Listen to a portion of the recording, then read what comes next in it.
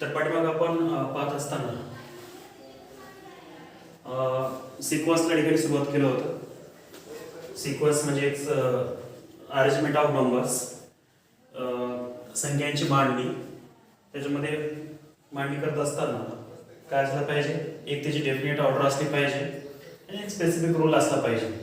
त्याला आपण सिक्वेन्स म्हणतो. संख्या तर आपल्याला मांडणी कशाही प्रकारच्या ठिकाणी करता येते, परंतु ज्या संख्या मांडणीमध्ये अरेंजमेंट ऑफ नंबर्समध्ये काय होत असेल की त्या संख्येच्या मांडणीमध्ये ऑर्डर येत असेल. ऑर्डर हे दोन प्रकारचे असतात, एक असेंडिंग ऑर्डर, एक डिसेंडिंग ऑर्डर, किंवा ते तर असायलाच पाहिजे. आणि त्यानंतर जर रिलेशन पाहिलं त्यांच्या प्रत्येक कॉन्सेक्युटिव्ह टर्म्स मधलं, या ठिकाणी काहीतरी सेम यायला पाहिजे. त्याला आपण लॉ म्हणतो किंवा एखादे रूल्स म्हणतो.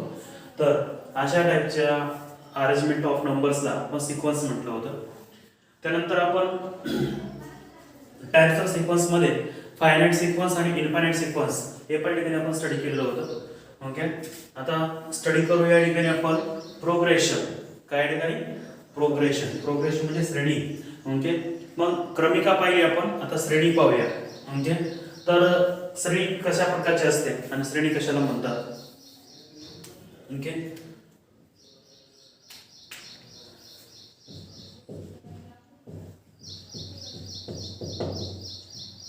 प्रोग्रेशन,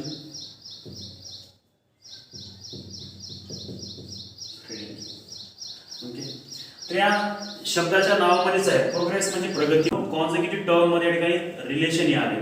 काय या ठिकाणी सेम रिलेशन आले, संबंध आले त्यांच्या याच्यामध्ये.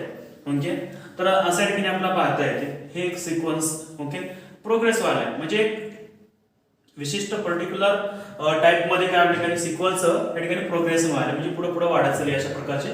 म्हणजे थोडक्यात सांगायचे म्हणजे दोन दोनच्या फरकामध्ये काय करायच्या ठिकाणी ती वाढत वाढत चालली. ओके, किंवा आपण दुसरी एखादी सिक्वेन्स पाहिली, समजा 2, 4, 8, 16, 32, ओके, 64 डॅश. ओके, तर काय झालं इथं 2 ची दुप्पट, हे 2, मग या 2 ची दुप्पट, मग नंतर या 8 ची दुप्पट, मग नंतर 16 ची दुप्पट, त्यानंतर 32 ची दुप्पट, त्यानंतर मग पुढं 64 ची दुप्पट. म्हणजे इथं मल्टिपल मध्ये या ठिकाणी वाढत चालले, पटीमध्ये वाढाले. कशामध्ये वाढाले ठिकाणी पटीमध्ये. म्हणजे कशा ना कशा प्रमाणामध्ये ठिकाणी वाढत चालले. ओके, म्हणजे या ठिकाणी पुढं वाढत चालली आणि विशिष्ट ठराविक नियमानुसार तर त्याला प्रोग्रेस व्हायला म्हणजे ठिकाणी वाढत जाण्याच्या क्रियेला एखादी सिक्वेन्स जर कशाने वाढत जात असेल ठिकाणी स्पेशल टाइपची सिक्वेन्स असेल आणि ती जर दोन कॉन्सेक्युटिव्ह टर्म्स मध्ये कुठल्याही जर सेम रूल अप्लाय होत असेल किंवा रिलेशनशिप या ठिकाणी सेम येत असेल तर त्या ठिकाणी म्हणायचं की ती प्रोग्रेशन व्हायला. त्या ठिकाणी या ठिकाणी प्रोग्रेशन व्हायला म्हणजे नुसतं वाढ झालं नाही तर काहीतरी सेम रिलेशन त्या ठिकाणी कॉन्सेक्युटिव्ह टर्म्स मध्ये असलं पाहिजे. त्या ठिकाणी आपण त्याला म्हणू शकतो. ओके, तर असं वाढ जाण्याच्या या संख्येच्या सिक्वेन्सच्या क्रियेला ओके तर कारण का आपण संबंध शोधला प्रत्येकाच्या मध्ये पहिल्या सिक्वेन्स मध्ये शोधला. ओके, कॉमन डिफरन्स याला कितीच्या ठिकाणी 2 चा. प्रत्येकाच्या मध्ये डिफरन्स काढून बघितला तिथे काहीतरी संबंध प्रत्येक 2 शेजारी याच्यामध्ये यासारखा याला. इथं पण पाहिलं तर 2 ची दुप्पट किंवा आपण याच्यानंतर 3 ची पण पाहू शकता. 3, 9, 27, 81 वगैरे वगैरे ठिकाणी आपल्याला पाहता येते. ओके, तर असा वेगवेगळ्या ठिकाणी नियमाचा ठिकाणी आपला अभ्यास करता येतो. ओके, तर आपण पाहूया ठिकाणी progression.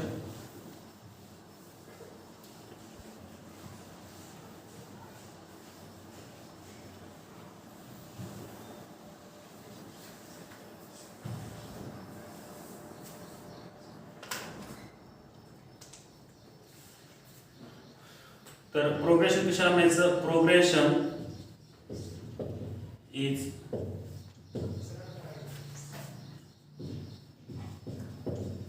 Special type of sequence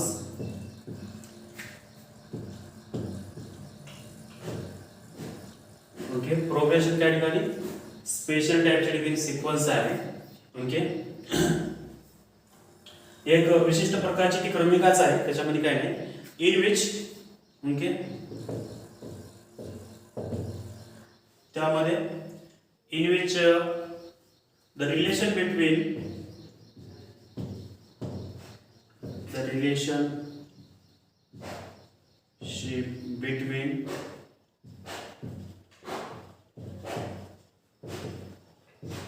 two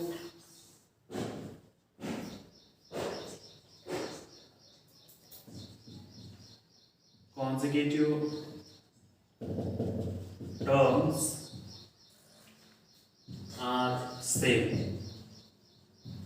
okay, म्हणजे या ठिकाणी श्रेणी म्हणजे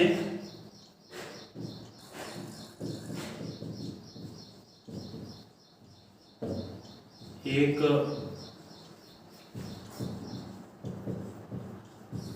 विशिष्ट प्रकारची काय हो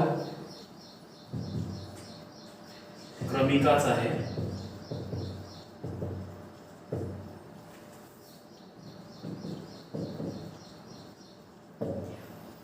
त्यामध्ये दोन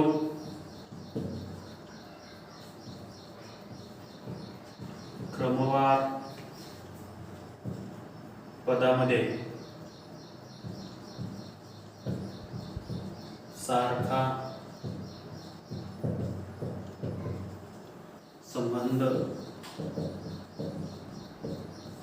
असतो. काय असतो ठिकाणी सारखा संबंध आपल्या ठिकाणी पाहायला भेटतो. ओके, फॉर एक्झाम्पल पाहू या ठिकाणी. तर काय ठिकाणी 2 आता पाहिले आपण 4 6 8 10 12 डॅश. व्हॉट इज अ संबंध between that two terms. Okay, difference याच्यामध्ये काय दाखवला या दोघांमधला d इज इक्वल टू 2 याला म्हणजे डिफरन्स. या दोघांमधला d इज इक्वल टू 2. कुठला d आला तर इथं सुद्धा d 2च. यांच्यामधला सुद्धा d काय डिफरन्स पाहिला आपण 2 च्या. इथं d इज इक्वल टू 2. दुसरी एक पाहिली होती आपण आताच अभ्यास केला होता. काय होतं ठिकाणी 2 4 8 16 32 64 डॅश. इथं मल्टिपल काय ठिकाणी मल्टिपल किंवा जर इथं रेशो जर घेतला आपण दोन टर्मचा 2/4 is equal to 1/2. Okay, R दाखवतो आपण रेशोज. ओके, किंवा के न दाखवता के इज इक्वल टू. त्यानंतर 4/8 सुद्धा काय त्या ठिकाणी 1/2. ओके, इथं सुद्धा के काय या ठिकाणी 1/2. इथं सुद्धा या ठिकाणी 18/16 इथं सुद्धा काय या ठिकाणी 1/2. म्हणजे दोन कॉन्सिक्युटिव्ह टर्मचा रेशो काय या ठिकाणी 1/2. ओके, असा कॉन्स्टंट या ठिकाणी रेशो आलाय. म्हणजे इथं सुद्धा या ठिकाणी एक तर सिक्वेन्स आहे नो प्रॉब्लेम, एक डेफिनेट रूल मध्ये चालली ती. ओके, मल्टिपल मध्ये आहे येणाऱ्या प्रत्येक नंबरच्या. आणि जे रिलेशन आहे टू कॉन्सिक्युटिव्ह टर्म्स मधल्या या ठिकाणी काय सेम आहे. म्हणून यांना आपला काय म्हणतात या ठिकाणी हे such type of sequence or progression in progression. कशामध्ये हे सगळे सिक्वेन्स प्रोग्रेशन मध्ये आहे. ओके, या श्रेणी आहे नो प्रॉब्लेम, काहीच अडचण नाही. कारण का एक तर हे सिक्वेन्स आहेत आणि ते पण स्पेशल टाइपच्या सिक्वेन्स आहेत. कशा स्पेशल टाइपच्या याच्यामध्ये पाहिलं डिफरन्स याला किंवा याच्यात अजून 3चं पण पाहू शकता तुम्ही. 3चं टेबल घेऊ शकता किंवा त्याच्या व्यतिरिक्त एखादा ठराविक नंबर आपण ऍड करत चाललो, कॉमन डिफरन्स येत असेल किंवा एखाद्या संख्येचे मल्टिपल असेल तर कोणत्याही टाइपच्या ठिकाणी आपल्याला सिक्वेन्स शोधता येतात नो प्रॉब्लेम. 3चं पाहिलं 3 9 27 81 म्हणजे वगैरे वगैरे वगैरे. हे पण काय ठिकाणी सिक्वेन्स आहे आणि प्रोग्रेशन पण आहे. काय ठिकाणी प्रोग्रेशन पण आहे. ओके, नो प्रॉब्लेम, याच्यामध्ये पण काही आपला डाऊट नाहीये. किंवा एखादा दुसरा टेबल पाहिला आपण. ओके, समजा एक संख्या घेतली आपण 4 7 10. ओके, त्यानंतर 13 16 19. काय वाला इथं d याला d is equal to 3 d is equal to 3 d is equal to 3 d is equal to 3. म्हणजे दॅट इज अ सिक्वेन्स. कोणतं प्रोग्रेशन. इथं पण संबंध काय आला दोन कॉन्सिक्युटिव्ह टर्म मध्ये. हे दोन कॉन्सिक्युटिव्ह टर्म आहेत 4 आणि 7 यांचा डिफरन्स 3 आलाय. नंतर 7 आणि 10 काय का कॉन्सिक्युटिव्ह टर्म्स आहेत यांचा डिफरन्स किती आलाय 3 चा आलाय. 10 आणि 13 यांचा डिफरन्स किती आलाय 3 चा आलाय. आणि 13 आणि 16 यांचा पण. मग अशा प्रकारच्या ठिकाणी मग that all these are the progression. Okay, हे सगळे जे काही सिक्वेन्स आहे ते कशामध्ये आहे? प्रोग्रेशन मध्ये आहे. कशामध्ये ठिकाणी? प्रोग्रेशन मध्ये आहे. ओके, तर एक स्पेशल टाइपचा सिक्वेन्सच आहे. ओके, स्पेशल टाइपचा सिक्वेन्स त्या ठिकाणी आपल्याला पाहायला भेटलं प्रोग्रेशन मध्ये. ओके,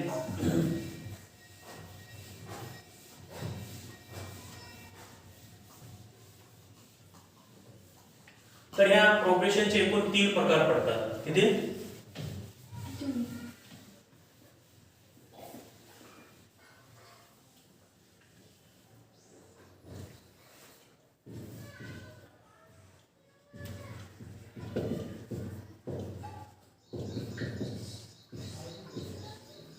श्रेणी. या श्रेणीचे आपण 3 प्रकार गटामध्ये वर्गीकरण करतो. ओके, त्याच्यामध्ये पहिला या ठिकाणी एपी. काय ठिकाणी? एपी. एपी म्हणजे काय हो? अर्थमेटिक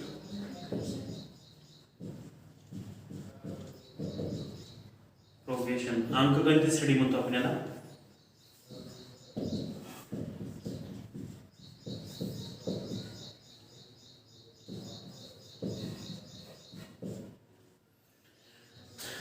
त्यानंतर नंबर 2 या ठिकाणी जॉमेट्रिक प्रोग्रेशन, जीपी. काय म्हणायचं या ठिकाणी? GP.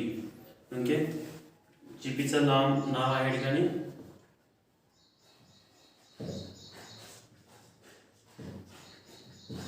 GP, geometric progression. Okay,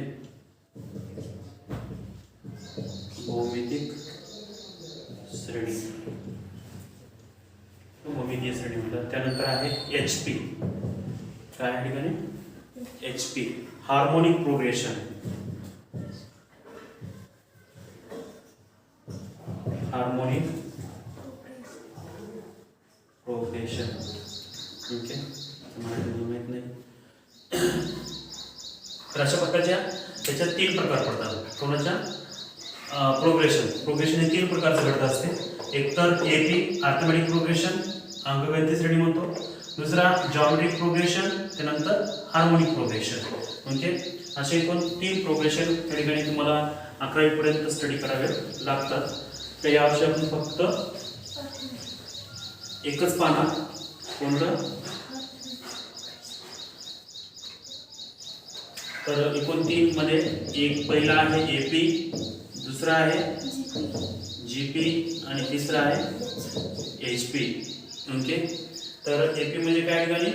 arithmetic progression, दुसरा जीपी जॉमेट्रिक प्रोग्रेशन आणि तिसरा या ठिकाणी हार्मोनिक प्रोग्रेशन.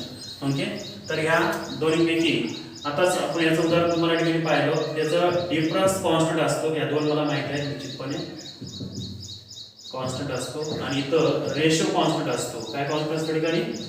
2 पॉझिटिव्ह टर्म्स मधला रेशो कॉन्स्टंट असतो.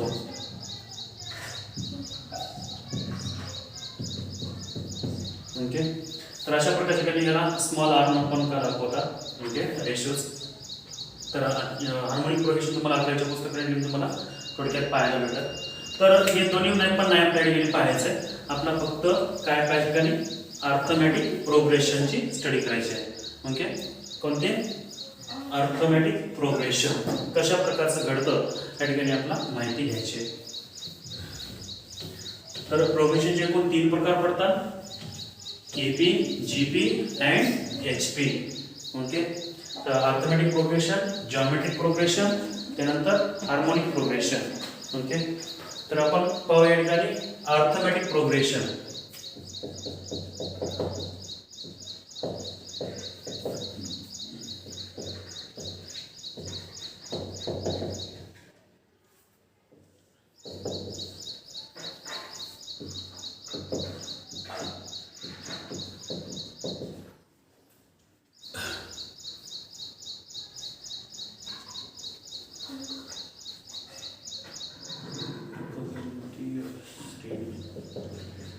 तर अंकगणित श्रेणी आपण त्याला शॉर्ट मध्ये एपी म्हणणार आता. ओके, काय म्हणायचं ठिकाणी? एपी. ओके, एपी म्हणजे काय? आंध्र प्रदेश, बरोबर ना, किंवा आपला प्रदेश. काय म्हणणार ठिकाणी? Arithmetic progression. ओके, तर arithmetic progression is a special type of sequence. Okay, काय ठिकाणी ही पण एक सिक्वेन्स आहे. Okay, arithmetic progression is a special types of sequence. Okay, in which the difference between two consecutive terms are constant. Okay, काय ठिकाणी if arithmetic progression is special types of sequence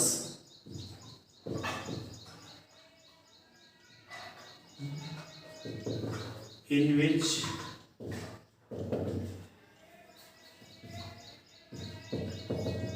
difference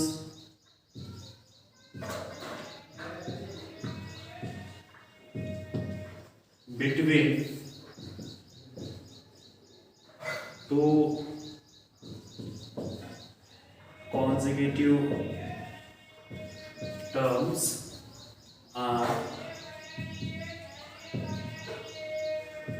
constant. Okay, तर arithmetic progression काय ठिकाणी एक विशिष्ट प्रकारची श्रेणीच आहे. Okay, तर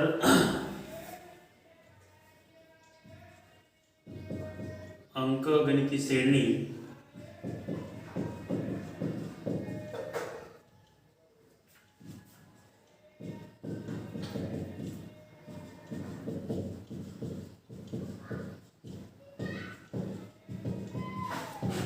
विशिष्ट प्रकारची क्रमिका आहे.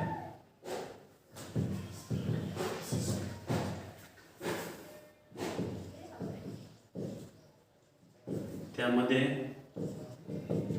दोन क्रमवार पदामध्ये पदातील फरक स्थिर असतो. म्हणजे कॉन्स्टंट येतो, एकच येतो. ओके, तर अशा जी काही सिक्वेन्स आहे, जर दोन कुठले कॉन्स्टंट टर्मची जर आपण वजाबाकी करून बघितली, जर काय भेटत असेल ठिकाणी आपला काय भेटत असेल बोला. तर फॉर एक्झाम्पल समजा आपण 5 चा पाढा घेतला, 5, 10, काय ठिकाणी 15, 20, 25, त्यानंतर 30, 35 डॅश. ओके, तर या ठिकाणी पाहिलं आपण, समजायला आपण पाठीमागे त्याला टर्म फर्स्ट म्हणलं. Term first is equal to काय ठिकाणी 5 आहे. त्यानंतर दुसऱ्याला आपण T2 म्हणलं. T2 काय ठिकाणी 10 आहे. त्यानंतर T3 म्हणलं. ओके, 15 आहे. नंतर T4 आहे इज इक्वल टू 20. किमान 4 तरी डी काढून बघायचं. आता या ठिकाणी आपण डी म्हणजे common difference,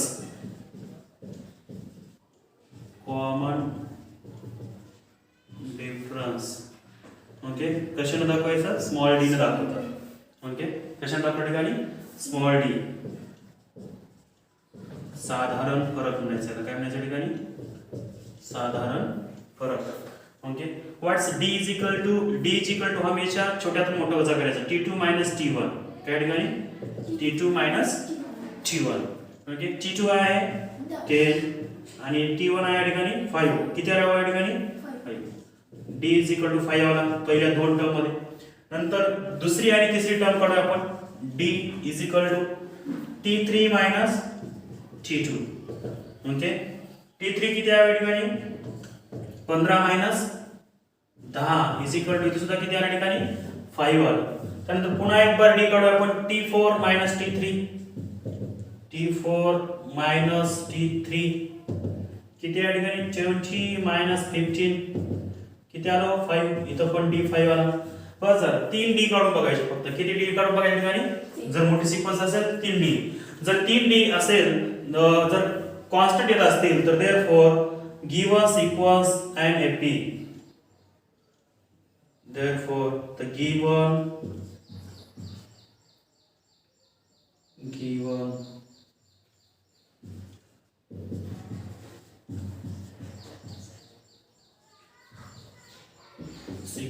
is an AP. काय आहे ठिकाणी दिलेली सिक्वेन्स काय ठिकाणी एपी. काय ठिकाणी एन एपी. म्हणजे तर दिलेली सिक्वेन्स या ठिकाणी अर्थमॅटिक प्रोग्रेशन आहे असं इथे आपला शॉर्ट मध्ये सांगता येते. No problem.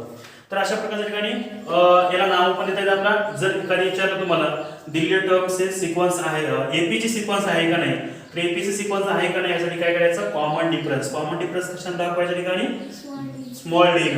ओके. तर त्यानंतर मग जर असं असेल तर या ठिकाणी आपला काढता आलं पाहिजे. ओके. तर नाव ही झाली आपली थोडक्यात आपण व्याख्या पाहिली कोणाची अर्थमॅटिक प्रोग्रेशन आणि ती कशी ओळखायची हे पण आपण थोडक्या ठिकाणी स्टडी केलेली आहे. तर कशी ओळखायची हो तर त्याचा कॉमन डिफरन्स काढून बघायचा. कसा काढून बघायचा ठिकाणी कॉमन डिफरन्स या ठिकाणी काढून बघायचं.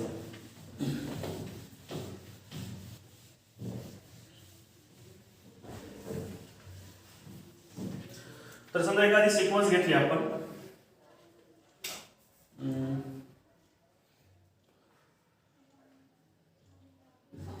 4 9 14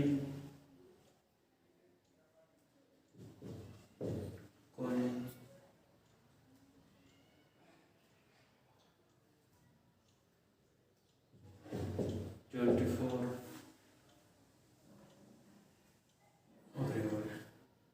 ओके. समजा हे सिक्वेन्स आहे. ह्या सिक्वेन्स मधले जर आपला सिक्वेन्स आहे का ना अगोदर ओळखा. जर असेल त्याच्या पुढचे 2 टर्म्स काढा किंवा 3 टर्म्स काढा मग आपल्या ठिकाणी काढता आलं पाहिजे. ओके. आहे का सिक्वेन्स 9 मधून 4 गेला 5, 14 तून 9 गेला 5, 19 मधून 14 गेले 5, 24 मधून 19 गेले 5. ओके. तर बघूया काय भेटते आपल्या ठिकाणी. जस्टिफाय करा आणि फाइंड नेक्स्ट 2 टर्म्स. जेवढे म्हणतात तेवढं काढायचं आपण. लाजायचं नाही अजिबात. ओके. तर नंतरचे 2 टर्म काढा असं म्हटलं आपल्या ठिकाणी या सिक्वेन्स मधले. अगोदर आपण जस्टिफाय करूया ही सिक्वेन्स आहे का नाही. म्हणजे कोणती सिक्वेन्स एपी ची सिक्वेन्स आहे की नाही आपण जस्टिफाय करूया. तर अगोदर आपलं नाव द्यावं लागतील. T1 is equal to 4. त्यानंतर T2 is equal to 9, T3 is equal to 14, T4 is equal to सांगा 19 आणि T5 इज इक्वल टू 24. एवढं आहे आपल्याकडं. मग आपण D काढून बघूया. 2 D3 काढू किमान आपण. T2 minus T1.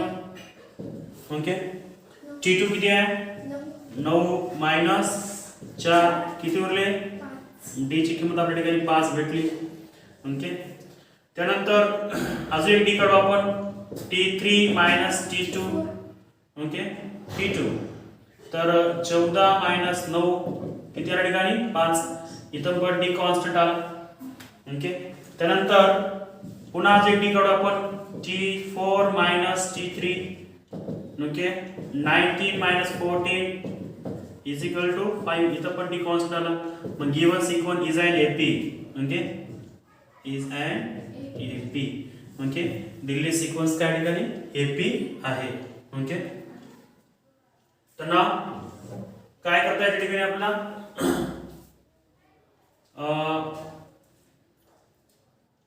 त्यानंतर आपण समजा लेट काय घेतला आपण T1 is equal to A पकडायचं. ओके. काय पकडायचं ठिकाणी A. A is the first term of AP sequence. काय ठिकाणी एपी सिक्वेन्स या ठिकाणी पहिली पद. ए म्हणजे काय ठिकाणी पहिलं पद असं कधी करतात. ओके. आणि डी म्हणजे तुम्हाला माहिती आहे. डी म्हणजे काय ठिकाणी D is the common difference. काय ठिकाणी